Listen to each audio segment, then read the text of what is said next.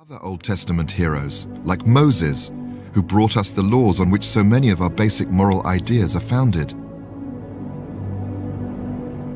Can Professor Finkelstein and Neil Silberman find any hard evidence that he at least existed?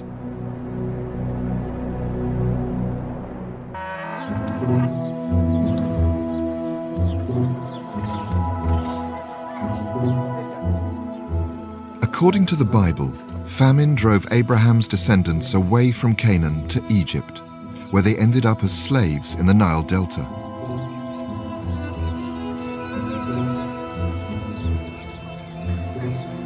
After many tribulations, a leader amongst them, a man called Moses, led them out of Egypt.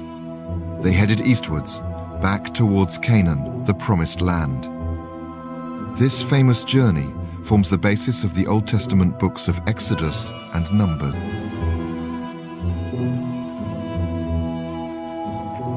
Well, here we have the early... Neil Silberman has come to discuss the evidence for the Exodus with Donald Redford, one of the world's leading archaeological experts on Egypt's Delta region. Some kind of food preparation. We know from the archaeological monuments and the inscriptions that in the 13th century there was tremendous power in the Egyptian empire. How can you explain the possibility of such a large group as described in the Exodus story actually going out of Egypt? Is that possible? Well, I couldn't explain it if I subscribe to that theory.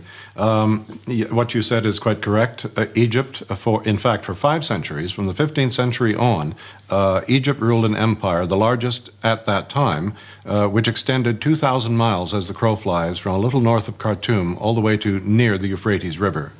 And the Egyptian army and occupation forces and its economy were extremely strong. They held all of Canaan, of course. Their sphere of influence extended to the Greek islands and Crete. And there is no indication whatsoever in the records, either archaeological or written, of any major hiatus, such as would have been created by the expulsion of upwards of 2 million people, if we believe the biblical record. That would have made such a hole in the population, it would have brought the economy to a standstill. It would certainly have turned up in the record somewhere. Now, the Bible also says that after leaving Egypt, Moses and the Israelites wandered for 40 years through the Sinai desert on their way back to Canaan. It was here that Moses received 2 tablets of stone bearing the famous 10 Commandments, which still today include some of our most basic moral norms. This is also where the Israelites apparently agreed to give up the worship of idols for the worship of God, and just the one God, alone. But could such a journey have been at all feasible? all over the eastern delta and in the Sinai, and up in the Negev and further north, there were permanent Egyptian garrisons and garrison points, checkpoints. And we have records, the letters that were sent back and the reports of such police on the comings and goings of wandering peoples.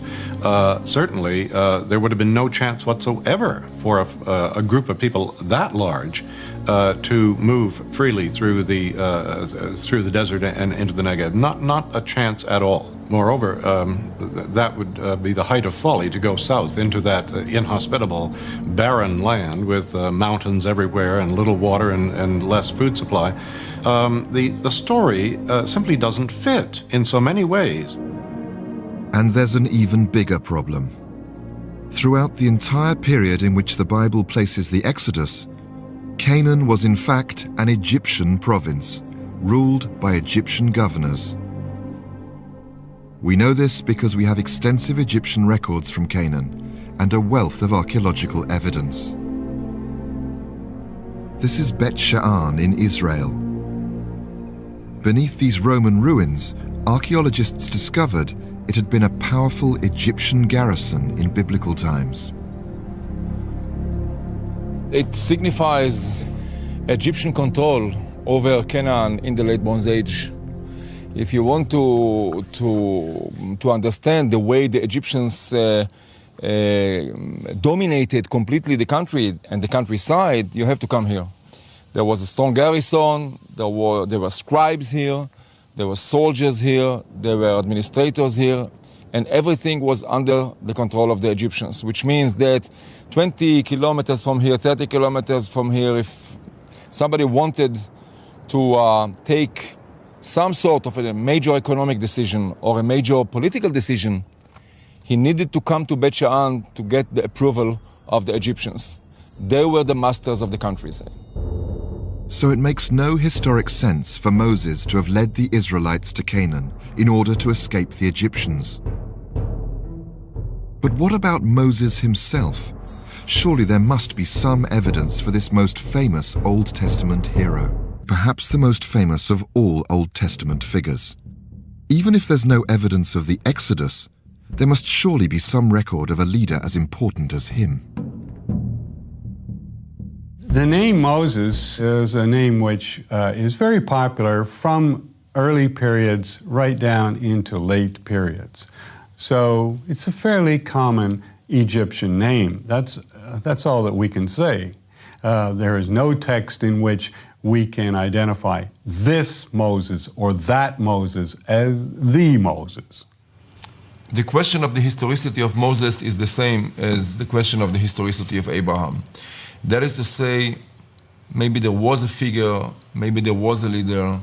I am not here to undermine the historicity of Moses. I think that it is possible, but I would say it's beyond recovery.